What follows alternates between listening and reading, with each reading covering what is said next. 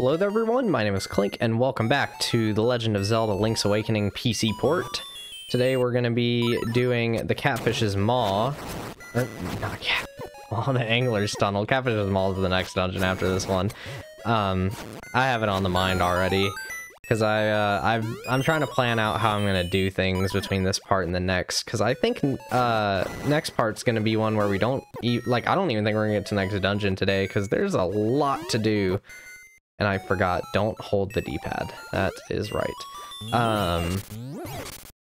There is a lot to do between this dungeon and the next one, to where I think I'll get a little bit of stuff done before the next part. And then I will have to just wrap it up in the next part, basically, and get to the dungeon then. But this dungeon itself is pretty small. It's a bit, I would say that Key Cavern is a bit more complicated for the most part. Like, I don't think this one's too bad. But, it can be kind of easy to forget a few things in this place, and then, you're just kind of stuck wandering around. Because there's a couple small keys that are very integral to solving the full dungeon, but that's essentially what we're doing now, is getting the main small keys out of the way. I'm going ahead and get this, and then a couple hearts right here if you need it, which I certainly do as of right now, so I'm taking them. And then I want my Pegasus boots, because I want to run, and of course I had to run into the water. I guess I also have to run over to this. Yeah, you can see that plus sign right there. That's kind of going to be a little integral to things. But yeah, we should be able to get through this pretty quick. I kind of tried to prepare a little bit for this dungeon, just because this is one of those dungeons where I always kind of take longer than I should to get through it, even though it really isn't that bad of a dungeon, or like long. I actually like this dungeon quite a lot. I think it's a fun one. Helps that the music's really good. Get rid of these Tektites, some more small keys. It's great. Oh yeah, you have to kill all the Tektites in this room. Hey buddy, get over here. Yeah, there you go. Now I can start using some of these small keys. Yeah, you pretty much can't just start going through this part without collecting all those small keys already. I'm probably gonna lose this piece of power soon. Can you make it to that chest? Nah, you're... Actually? Nah, we're gonna get that chest. Can you get out of the way though, sir? Thank you. Okay. Yeah, you're supposed to get the item, or the flippers, but I do not care. Although I'm about to kill myself because of all this, so maybe I should care. Okay, there we go. Plus, I'll probably get a fairy soon enough anyways. It should be fine. I hit this Stalfos. No. I think, I saw one comment where someone was saying that Link's spin attack in the game is supposed to go both clockwise and counterclockwise, depending on, you know, just when you're using it. But I'm honestly not 100% sure on that one myself, so I can't speak about it. Do I have a small key? No. There should be one somewhat soon, though, I think. Just flip these guys over. No hearts. I really need some hearts here, man. I think you could help me out here, game. That'd be great. I'd really, really appreciate it. Oh, wait, that's a heart. Can I even get to that in time, though? Probably not. Although I haven't really noticed anything despawn yet. I don't know if that's just me or not, but just kind of something I've noticed, I feel like. I wouldn't be complaining about it, though, because I think it's actually quite helpful that they don't despawn. And come on, guys, let's not take too much damage here. I'm just glad I'm finally at that point in the game where the damage I take is kind of irrelevant. There we go, there's the small key. Oh right, you kind of need the flippers for that. So we'll do that once we have the flippers. Can I get a heart, please? Yeah, that's what I'm talking about. I like how every time I get a heart, I pretty much immediately just go back down to 1 heart. But it's fine. It's fine. In fact, I think you can actually do a little sequence breaking in this dungeon. Onto the tile of your guide. Yes, thank you. Because you can go just jump over this pretty much. In fact, I'm going to try to do... Nope, okay. That was a bad idea. Alright, we're gonna fight the boss, the mini-boss on a quarter of a heart. Let's do it. Trust me, it'll be easy. 100% guarantee.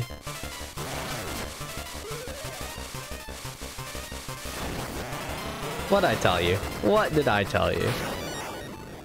Okay. And so 6 hearts is what you get from a fairy. Good to know. I couldn't remember. And can I pull this? There we go.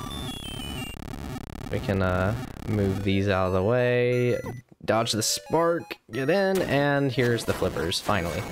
Awesome! Ooh, yay. Look at that, I got to full health, even though I'm like really stupid. So, the glint of these is that the guide you need, basically. You can actually just come to this room earlier, and then get the flippers from down here, but, oh, whoops, I messed up. So that's 1, 2, 3, 4, 5. So remember that pattern, because we're going to need it in about 10 seconds, right here. So it was 1, 2, 3, 4, 5. Okay. And this is going to get us the Nightmares key of this dungeon. So we kind of have to do this, whether you want to or not. And okay, so the only chest I didn't get was the one over here, which we need to get this, and then we got to go get the other small key. This is the hardest part of the dungeon, is just remembering this small key exists after you get the flippers. It's over this way, next to this Stalfos, and whatever that thing is, I have no idea what that thing's called, honestly. But just come on in here, maybe take some damage from these spikes, and there is that. Hooray! Now we can make this jump. Oh yeah, there we go. It's weird how sometimes it feels like I can make jumps I couldn't make before, and then other jumps I could make before I can't, but whatever. Oh right, I don't have to worry about platforming around here now that I have flippers. Can you let me up? Thank you. I don't remember if you could like just go onto that part, but not that big of a deal. Cheep Cheeps, hello. How you guys doing? How's it going in here, guys? I'm gonna just take all of them out. It's funny that they have Cheep Cheeps in here, and then in the remake they were like, even though you fight Cheep Cheeps, we're just gonna like make it to where you can fish them up anyways. Although I think the same thing happens with bloopers pretty soon. Man, I really want to hit all these Zols with the spin attack. So, this boss is gonna be the easiest boss in the game. Like, without question. This is going to be the anglerfish. Bloop, bloop, bloop, bloop, bloop, food. Bloop, bloop, bloop. So, can you not charge a spin attack in here? I remember being able to use spin attacks. Whatever. So all you gotta do is just hit his little light thing a bunch of times. He'll die in like... If you have the red mail, this guy dies in like 10 seconds. Like, it's actually pathetic how fast he dies.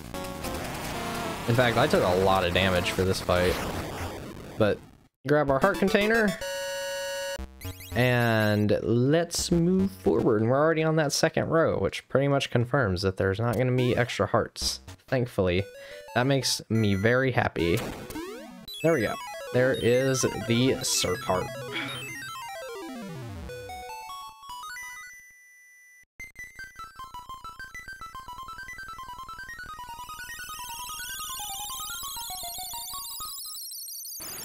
We've now recovered half of the instruments of the Siren Bay. Your road goes into the bay. So, a lot of things we can do now that we have flippers. We basically have almost the entire map open to us at this point, and the first thing we're going to do is talk to this guy. I am Mambo, child of the sunfish. Have you got an ocarina? Yes.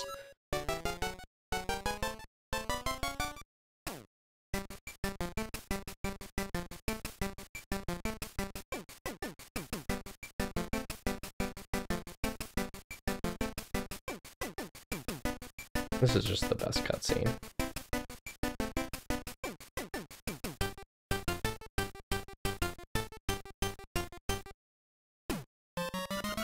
I love that one in the remake too. It's even better in that one, honestly.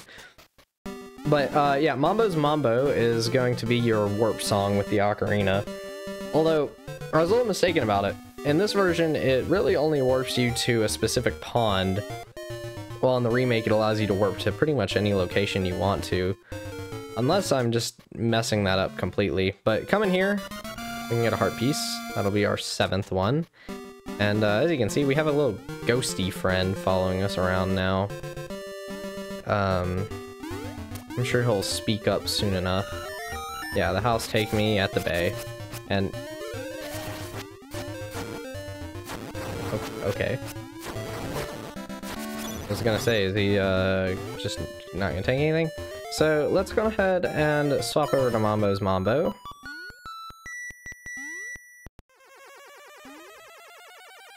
And we'll end up right here, which is an interesting spot. And if you just play it again, then you just end up here anyways. So that's why I don't think you can warp with it. At least in the DX version. Unless I'm just misremembering that, but I'm not sure. So don't take my word for it. But we need to get to the house at Martha's Bay, which is pretty easy. It's not... No, I didn't want to do that. I'll just meet at Mabe Village. Okay, now that I'm in Martha's... or not Martha's Bay, Mabe Village, let's take this ghost over to the house like he's asking for. So, Toronto Shores is the easiest way to get here. At least if you ask me, it is. So, I'm going to be taking Toronto Shores all the way over there. We can just basically run past the monkey. And this is where we, you know, first met with Marin, and here's the house right here. Cool. So, here, enter my house.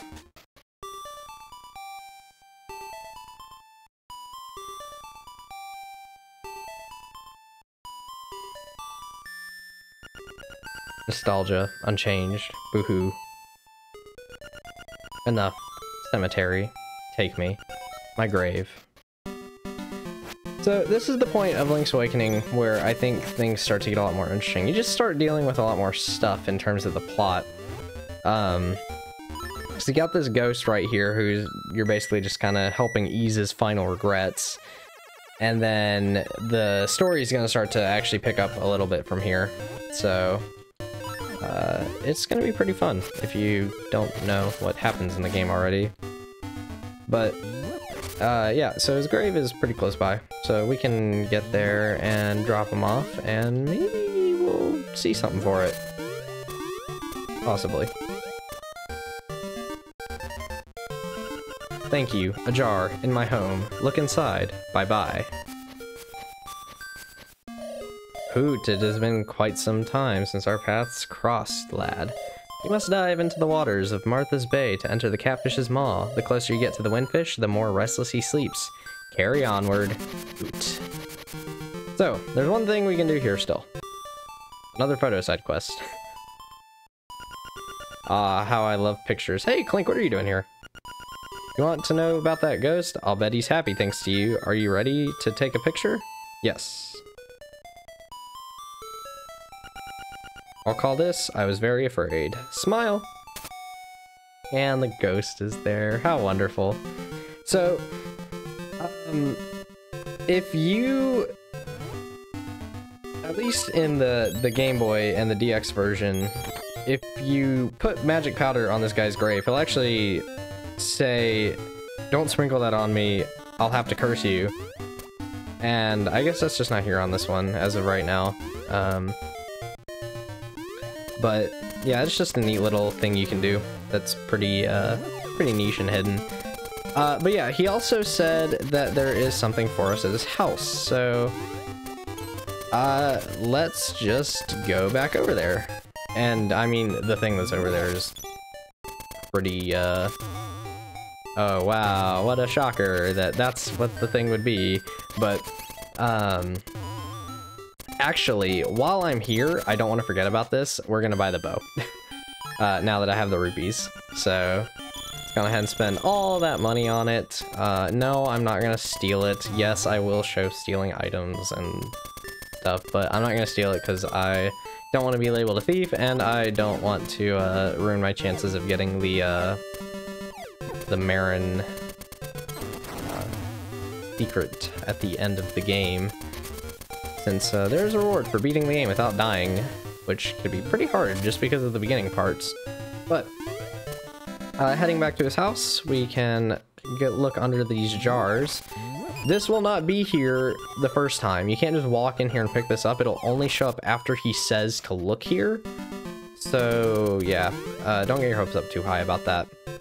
Next up, we have another seashell right here, and this is going to be number 19, so we're one away. And where is the last one? I'm trying to remember. But while we're down here, we can also do this. If I can make the jump, that would be helpful. There we go. We can actually go ahead and get our next upgrade. So I might as well do that now. And then in here, and then hey, look at that, we got some magic powder. So if you wanted to, you could use this as your magic powder upgrade. I'm not gonna do that. I'm gonna upgrade arrows. That's why I bought the bow right before I did this in particular. So we're gonna tell him no, and then we'll take the arrows and hopefully not have a seizure. But yeah, that is that part. And then I believe there's only a couple things left for us to do before the next dungeon. So one of those is obviously to get the 20th seashell, which is actually, oh, I know where it is. Okay, it's not that far. And it's actually really close to the other heart piece that we can get at this stage, which is perfect. So I think I will get to the next dungeon today. I got through things faster than I thought I would. A whole lot of stuff we can do.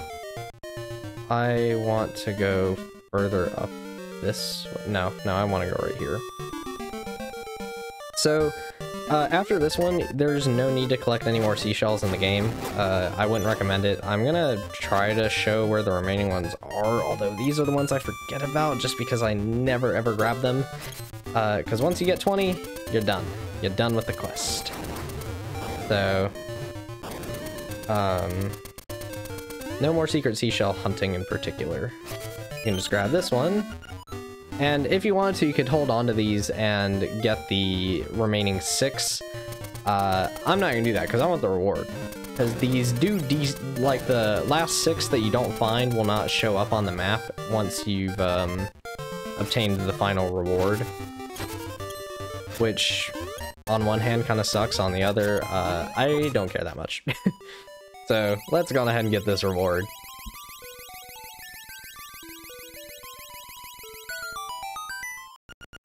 My job here is finished.